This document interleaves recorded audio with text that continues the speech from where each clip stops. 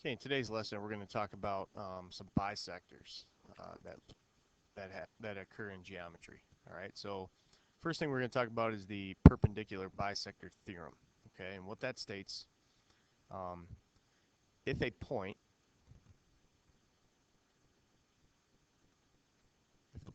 is on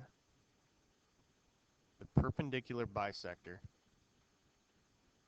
of a segment,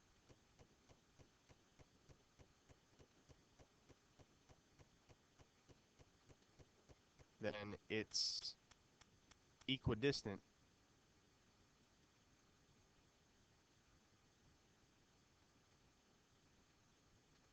from the endpoints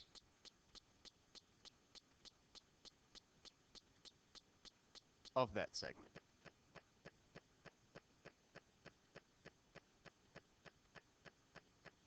Okay, so let's take a look here. In this diagram, segment AB is a segment. Line CD is, number one, perpendicular to that segment, which means it intersects to form a right angle. And it bisects that segment because AD is marked congruent to BD. Now, any point on this bisector, in this case, there's already a point C on there. So this point C is equidistant to the endpoints. So this length right here would be the same as that length. So CA would be congruent to CB. Okay, if I slid that point down, let's say I put it right here, it would still be the same distance to the ends of that segment. Okay? All right, next we're going to talk about the distance from a point to a line. The distance from a point to a line has to be perpendicular. Okay? So it's the perpendicular line, okay, or segment to that line. All right, so to go straight down the line, I'm not going to go on an angle. That's not the distance. The distance has to be straight to it in order for it to be perpendicular. Okay, so this would be the distance from a point to a line. If I moved the point over here, it's still straight down to it, perpendicular to it.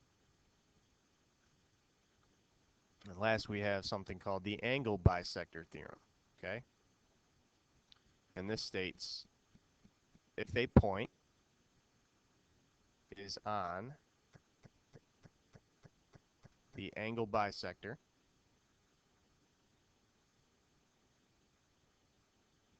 then it's equidistant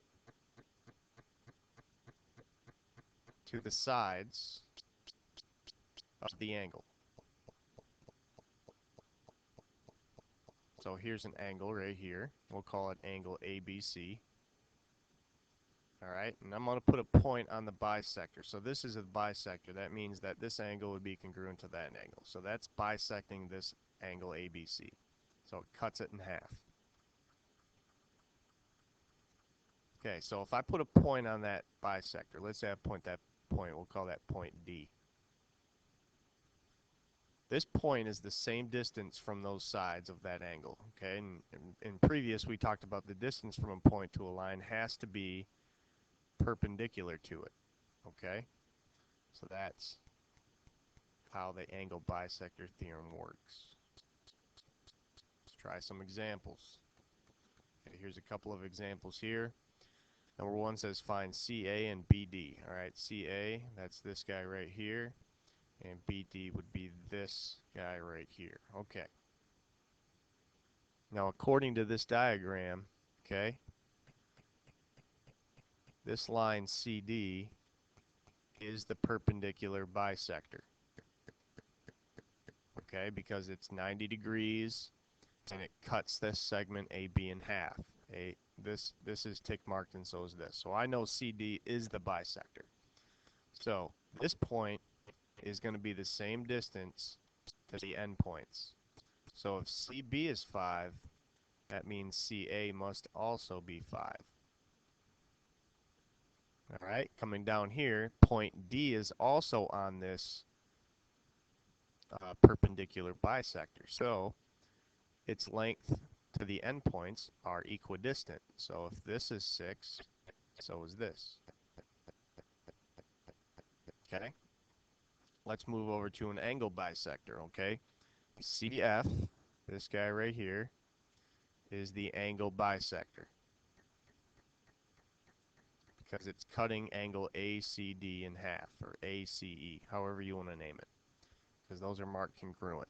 Okay, now, remember, if a point, let's call it F, is on that angle bisector, then it's equidistant to the sides of the angle. So I know FD would be congruent to FB.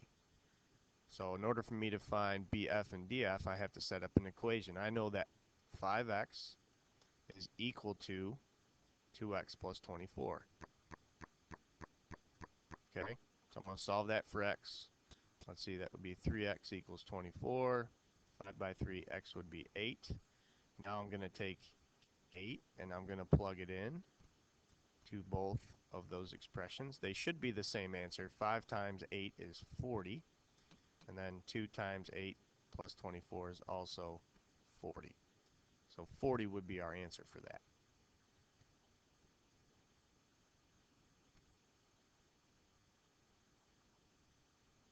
All right, let's try one more example here. Here's a huge diagram, all kinds of stuff going on. Okay, CE, let's see, let's go ahead and answer the question. It says, how far is K from ED? Here's K. How far is K from ED? Well, KD would be the same length as KH, so I'm going to say 10. All right. Letter B says, what can you conclude about segment EC? That's this guy right here. All right, well, segment EC, this point C is the same distance to the sides of the angle. So that means that EC is the angle bisector of angle DEH. That's because it's C is equidistant to the sides of the angle. So that means it's on the angle bisector. Okay, last, since this is an angle bisector, I know that this angle is the same as this angle. So to find the measure of angle DEH, I'm going to have to set up an equation with these two expressions. So 2x equals x plus 20. I'm going to solve that for x. So in this case, x would be 20. Now I'm going to take that 20 and plug it in. 2 times 20 is 40, and 20 plus 20 is 40. So our answer for that would be 40 degrees. That concludes the lesson on bisectors. And have a good day.